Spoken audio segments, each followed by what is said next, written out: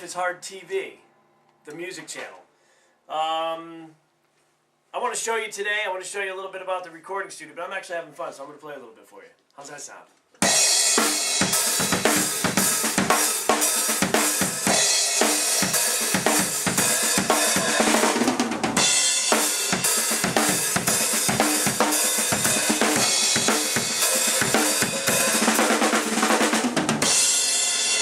I can do this all day. I'm having too much fun. I wanted to introduce you to the recording studio. One aspect of it is the ensemble room. This is one of the rooms that we provide to all our clients that come in, and we have a myriad of things to draw from in here. One of them would be if you wanted a rock and roll drum sound, which I could sit and play this kid all day. This would be one of the drum sets that we provide here. We have a couple I'll show you in a second, but this is one aspect with all the proper acoustics, all the proper overhead microphones, close miking techniques, so on and so forth. Incredible microphone and monitoring systems with quality headphones to really be able to hear what you're doing. That would be this aspect. As we go through the recording studio, you can see there's a little window here. In here, and we don't have the light on right now, but in there we have a piano. That's an isolated booth. That's one of our isolated rooms that we can, if you have a piano player, they can kind of see what I'm doing. We can have some visual contact, which is very important in a studio situation. Then over here we also offer a bunch of different sounds and feels from some of the. We have a solid state amplifier. We also have something in the Soldano with the tube, with the Marshall. It just provides different feels. So there's a lot of different equipment. Don't want to get into the actual specifics of it all, but there's a lot of different equipment in here as well. This is our ensemble room. It's quite big. I don't know if you could actually catch that. But as you move over here, again, we have another workstation with a piano.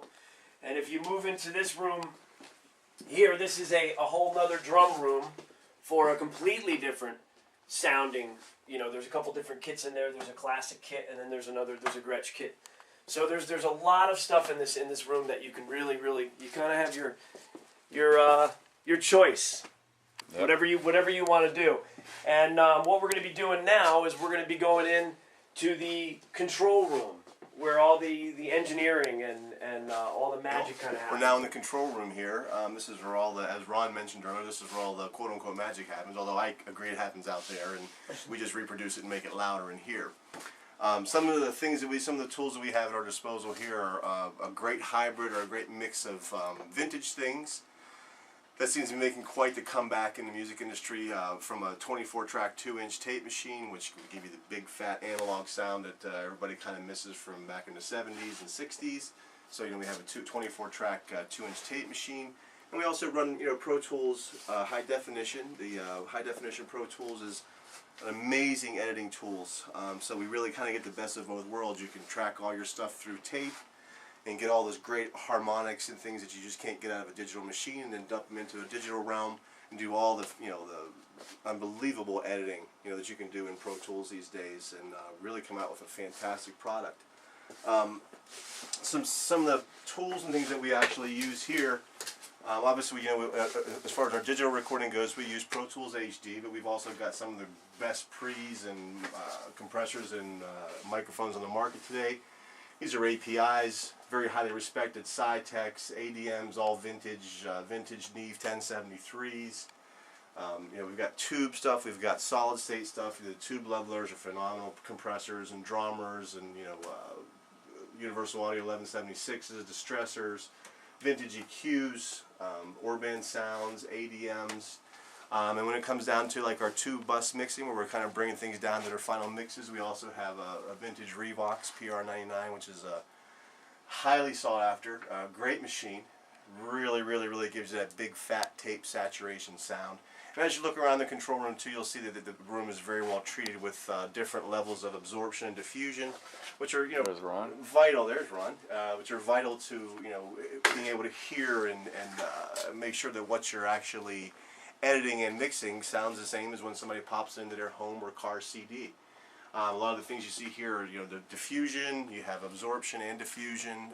These are very, important aspects of any type of control room, and also the tracking rooms and ensemble rooms also. But again, you know, some of the biggest advantages to coming and working here with Ron and I is obviously the level of experience you're going to gain, and the fact that it's going to be difficult to find a studio with the level of you know, gear that's here. You know, it may appear as a small room, but it's stuffed with some really cool stuff. So what does this thing do right here? this is the remote for the 2-track. This is where you arm all your tracks at. You know, if you want to arm tracks for recording, you know, obviously this is what controls it here. And again, if you look at it, it's very just like the old days. There's rewind, there's stop, there's fast forward, there's play, there's record. You know, so this is all very familiar to most any musician or musical-oriented person. And when you look over into here, there you go from, you know, your analog into your digital setup, where we typically run a 2-window display here where we can see our mix window. And one thing which is very, if you look closely, you'll see that it's very similar to any mixing console with faders and, you know, places for your inserts and places for your sends and stuff. So it's very user-friendly as far as anybody who has any knowledge of a working console. And then you look at the right side, and we have our edit window where you can actually go in and take a look at audio in just about any way you want.